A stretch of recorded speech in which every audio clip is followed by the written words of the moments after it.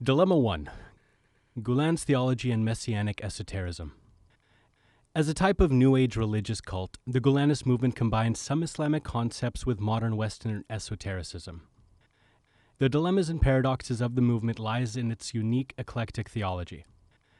On the one hand, it has been excessively focused on modern and secular education to the extent in which it distances itself from other Islamic groups and highlights popular concepts such as interfaith dialogue, individual rights, liberties, moderation, and publicly criticizes Islamist agendas everywhere.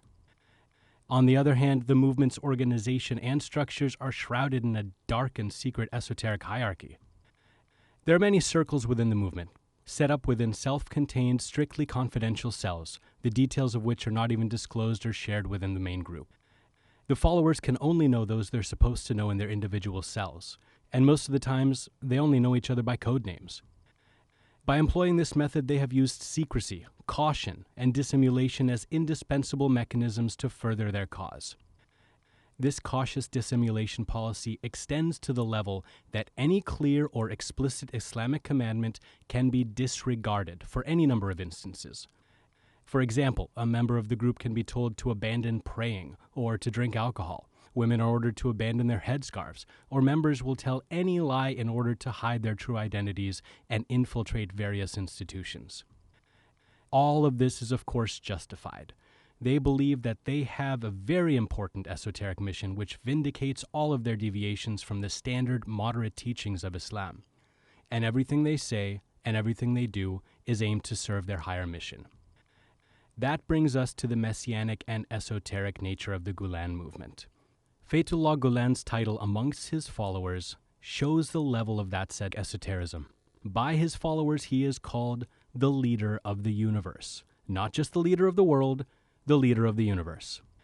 That's quite obviously due to the messianic influences of the group's ideology.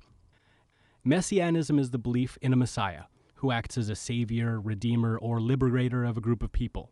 Although it's not a widely discussed fundamental of Islamic belief, it does exist in the Muslim culture.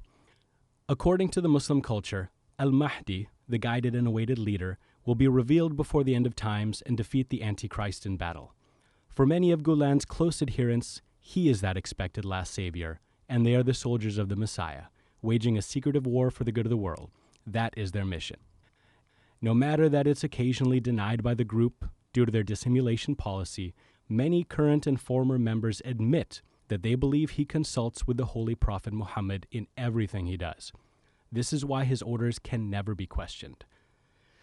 There are hundreds of written and verbal narratives confirming these practices floating around, but perhaps the most damning evidence was revealed by Gulen's one and only authorized biographer. He says, "Gulen told me once that he speaks to God, and God told him that I created the universe and I keep maintaining it for your sake." A more recent example played out when a judge in Turkey, one of Gulen's followers, said in an official court-release statement, quote, "The rod of Moses will come with Gulen to rule the country," end quote. This just a couple days before the failed coup attempt. The least and most moderate version of this messianic belief system within the Gulenist movement is that the Messiah is not just Gulen himself, but rather the movement as a whole.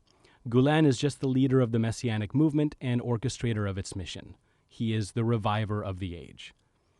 That explains why they are so determined to win this battle, be it through coup or any other way, because the Mahdi must return as a success story. Otherwise, their whole belief system will crumble. In our next episode, we will look at if the Gulenists are truly after social service or political power.